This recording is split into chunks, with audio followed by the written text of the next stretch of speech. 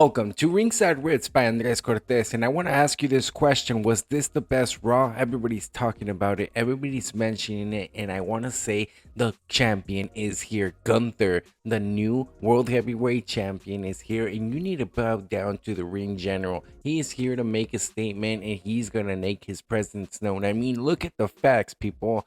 He's been champion for multiple years and multiple occasions in all types of angles, and he is here to be dominant, and he's here to make the Imperium look good. I mean, it's not only his title with his name on it in his country. We're gonna be looking at the PLE Bash at Berlin.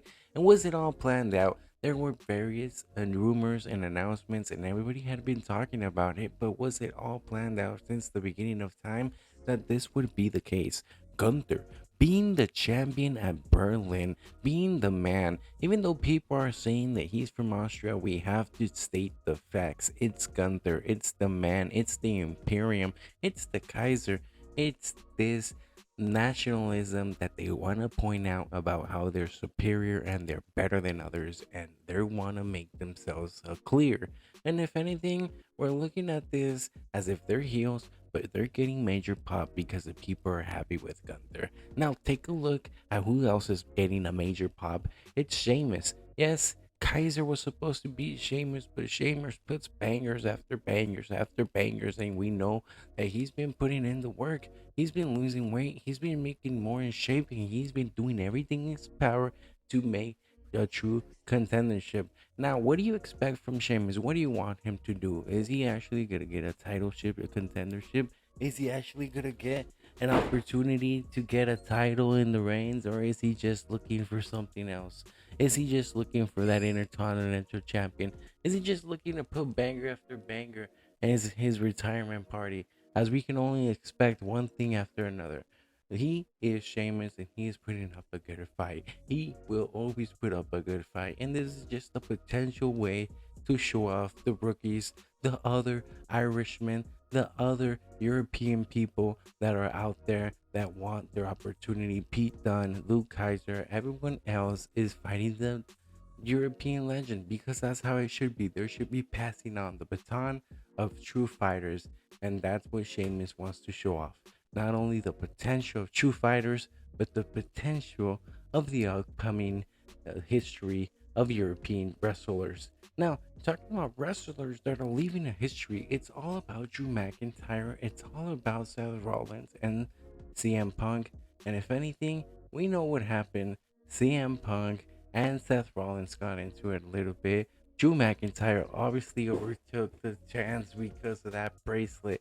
And one thing led to another, and another thing led to one thing, and that's when the tsunamis came. I mean, Bronson Reed came out of nowhere, out of it having expected his impact. But where's the title in this? Why is he doing this to Seth freaking Rollins? And what are we going to get after this? Because we're paying close attention. But what we're not paying close attention to is what Braun Breaker is doing with the Intercontinental Champion. I mean, the guy's good, the guy's athletic, but that promo really didn't cut it. I mean, what is going to actually happen? Does he not take the Intercontinental Championship for granted? Is he just one step next? Is he even having a contender? Because he should. And let's pay close attention to the Judgment Day's drama.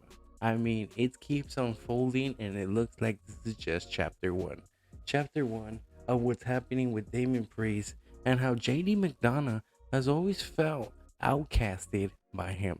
He has always felt like the outside tool, and he let his feelings know. Now, we all know that Finn Balor is friends, and they go deep, and now they're making this huge connection about, hey, if you're not paying close attention to wrestling, you better have, because 10 years ago, these people were traveling together through Japan, and now they're in WWE. And this is the reason why they're betraying Damian Priest, because they were supposed to be all outsiders, all people wanting that opportunity, wanting that chance, and just boosting each other up. But what happened? Damian Priest won that title, and he became El Campeón. Yes, he put that title on himself, and he secluded himself. And now we're looking at revenge. Now we're trying to pay close attention into who's actually the good guy and who's actually the bad guy. Because all this can get a little confusing, just like it gets confusing when you're looking at the Wyatt Six.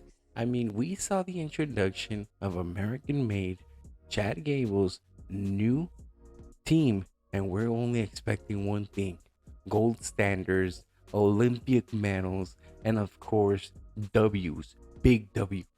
But what happens when you're facing the White Six?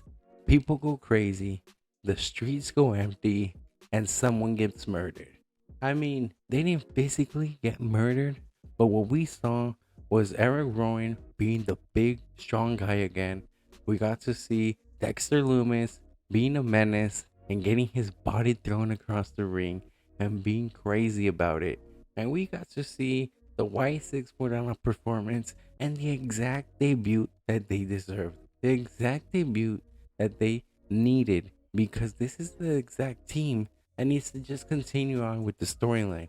It needs to carry on because, look, believe it or not, the Judgment Day is a huge factor of Raw.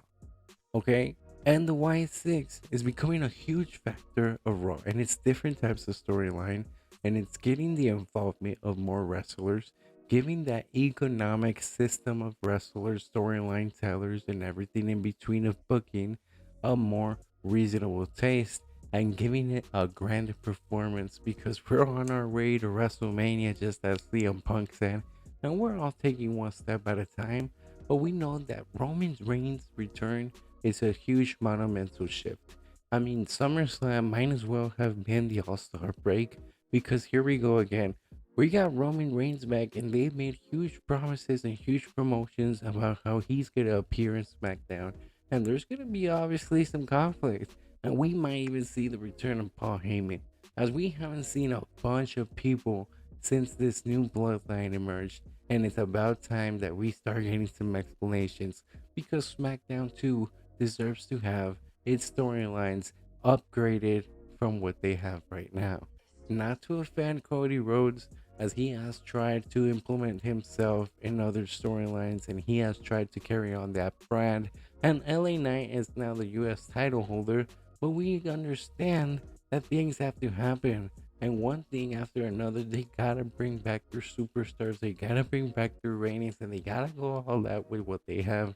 And with the bloodline is all they have right now in SmackDown in terms of carrying viewership and carrying the leadership and everything that they need, then it is about time that Roman Reigns puts on that facade and shows us that team, and he starts building up, as we now have hints of Jimmy and coming back, of Jay and Sami Zayn teaming up, of Rikishi showing his face, of The Rock coming back, and all these other Bloodline members showing their volunteer list to follow Roman, the one and only OG Tribal Chief. And that's how it could be, and that's how we face each other.